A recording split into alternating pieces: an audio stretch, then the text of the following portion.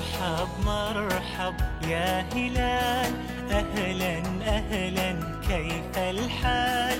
قد غبت وإليك اشتقنا، وانتهى بعدك صار وصال. نعطي صبرا نأخذ أجرا، والله يرانا ويسمعنا.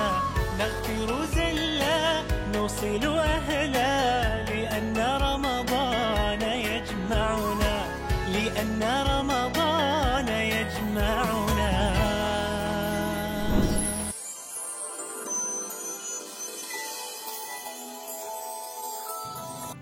Assalamualaikum warahmatullahi wabarakatuh.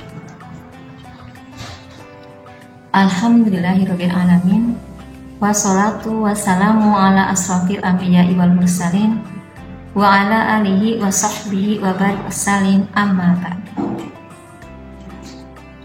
Segala puji dan syukur marilah kita panjatkan hadirat Allah Subhanahu wa ta'ala yang telah memberikan kita begitu banyak nikmat, terutama nikmat iman dan nikmat Islam, sehingga kita sampai kepada bulan Ramadan tahun ini.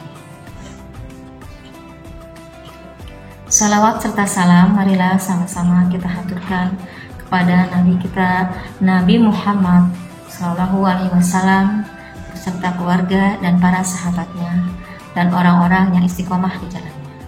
Dan semoga kita kelak mendapatkan syafaat beliau di yaumil akhir. Amin ya Allah ya Rabbal alamin. Apa kabarnya anak soleh dan soleha? Semoga masih semangat ya puasa. Baik, hari ini Bu Guru akan bercerita tentang kisah Nabi Ayub. Dikisahkan Nabi Ayub alaihissalam, seorang yang tampan dan dianugerahi oleh Allah kekayaan yang sangat banyak, tanah dan kebunnya yang luas, ternaknya yang jumlahnya ratusan, dan juga rumahnya yang megah, anak-anak yang soleh dan soleha, dan juga seorang istri yang soleha dan setia, yaitu yang bernama Rahma. Sebagai seorang nabi, beliau mempunyai perilaku yang sangat baik. Dengan kekayaannya yang besar, beliau tidak lupa bersyukur kepada Allah. Beliau juga rajin bersedekah, sehingga beliau sangat dicintai oleh kaumnya. Beliau selalu didoakan oleh kaumnya agar hidupnya selalu mendapatkan keberkahan. Sebagai seorang nabi, tentu beliau mendapatkan ujian dari Allah.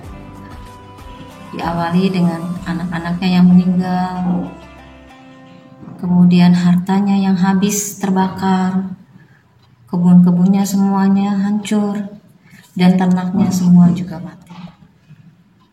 Tetapi semua ujian itu tidak membuat Nabi Ayub menjadi marah. Beliau tetap bersyukur dan bersabar atas ujian tersebut, hingga membuat iblis iri, dan kemudian dia berdoa kepada Allah agar diizinkan untuk memberikan Nabi Ayub penyakit, supaya Nabi Ayub nanti akan kufur pada Allah. Dan Allah mengabulkan doa iblis. Nabi Ayub ditimpa suatu penyakit, yaitu penyakit kusta, penyakit kulitnya bernanah, bahkan ada binatang yang menjijikan di kulitnya. Kulitnya menjadi kurus kering. Kemudian dia dijauhi oleh kaumnya, dijauhi oleh tetangganya, oleh kerabatnya. Hanya istrinya setia menemaninya. Dengan sabar, istrinya merawat Nabi Ayub. Karena penyakitnya itu, Nabi Ayub tidak bisa membawa dirinya kemana-mana. Dia lemah. Semuanya membutuhkan bantuan istrinya. Kemudian suatu hari istrinya berkata kepada Nabi Ayub agar Nabi Ayub meminta kepada Allah diberikan kesembuhan. Pasti Allah akan memberikan. Tapi apa jawab Nabi Ayub? Kata Nabi Ayub, selama ini Allah sudah 70 tahun lebih memberikan dia kehidupan yang layak, kehidupan yang enak, yang nyaman. Tapi ujian yang 18 tahun ini belum seberapa. Dia tetap bersabar dan tetap bersyukur kepada Allah. Suatu hari Nabi Ayub berdoa kepada Allah, "Ya Tuhanku, sesungguhnya aku telah ditimpa suatu penyakit, dan Engkau adalah Tuhan yang Maha Penyayang di antara semua penyayang." Hal itu diabadikan Allah dalam surat Al-Anbiya ayat 83. Cara berdoa Nabi Ayub yang santun dan penuh kesabaran membuat Allah mengabulkan doanya. Kemudian turunlah surat Shad ayat 42 yang artinya, "Hentakkanlah kakimu, inilah air yang sejuk untuk mandi dan untuk minum." Kemudian Nabi Ayub mandi dan minum dan membersihkan tubuhnya. Keajaiban pun terjadi. Nabi Ayub sembuh seperti sedia kala. Wajahnya kembali cerah dan badannya kembali segar. Bukan itu saja, Allah juga mengembalikan semua kekayaannya, mengembalikan anak-anak, dan bahkan jumlah kekayaannya berlipat ganda, semakin bertambah kekayaannya. Hal itu Allah abadikan dalam Quran surat Al-Anbiya ayat 84, yang artinya, "Maka kami kabulkan doanya, lalu kami lenyapkan penyakit yang ada padanya, dan kami kembalikan keluarganya kepadanya, dan kami lipat gandakan jumlah mereka sebagai suatu rahmat dari kami untuk menjadi peringatan bagi semua yang." Ketika Nabi Ayub alaihissalam diuji oleh Allah Subhanahu wa Ta'ala, kerabat dan saudara-saudaranya meninggalkan dirinya. Namun sang istri tetap setia menemani dan mengurus semua keperluan Nabi Ayub alaihissalam. Istri Nabi Ayub alaihissalam disebut sebagai seorang istri yang sangat setia.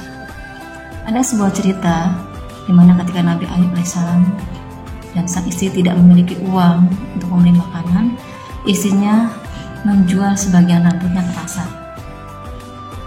Mendengar hal itu, Nabi Ayub alaihissalam lantas marah dan melontarkan kata-kata untuk menghukum sang istri dengan 100 kali cambukan ketika nanti ia sembuh. Namun setelah sembuh, Nabi Ayub ragu untuk menghukum istrinya karena ia sangat menyayangi istrinya.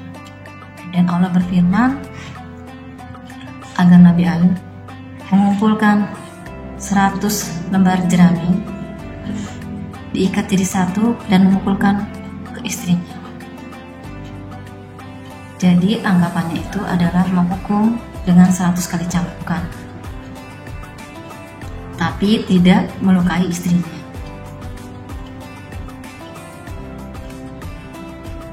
Kemudian dipukulkan tanpa menyakitkan. Setelah melalui ujian yang begitu besar, akhirnya Nabi Ayub diberi kesembuhan oleh Allah Subhanahu wa Ta'ala, dan dia diberikan keturunan yang soleh. Juga harta kekayaannya berlipat ganda dikembalikan oleh Allah Subhanahu wa Ta'ala. Dalam Al-Quran Allah berfirman, "Maka kami kabulkan doanya, lalu kami lenyapkan penyakit yang ada padanya, dan kami kembalikan keluarganya kepadanya, dan kami lipat gandakan jumlah mereka sebagai suatu rahmat dari kami, dan untuk menjadi pengingat bagi semua yang menyembah kami." Hikmah yang dapat dipetik dari kisah Nabi Ayub ini adalah, yang pertama, kita harus selalu bersyukur kepada Allah atas nikmat Allah yang telah Allah berikan. Jangan mudah mengeluh. Ingatlah bahwasanya jika kita bersyukur kepada Allah, maka Allah akan menambahkan nikmat itu kepada kita.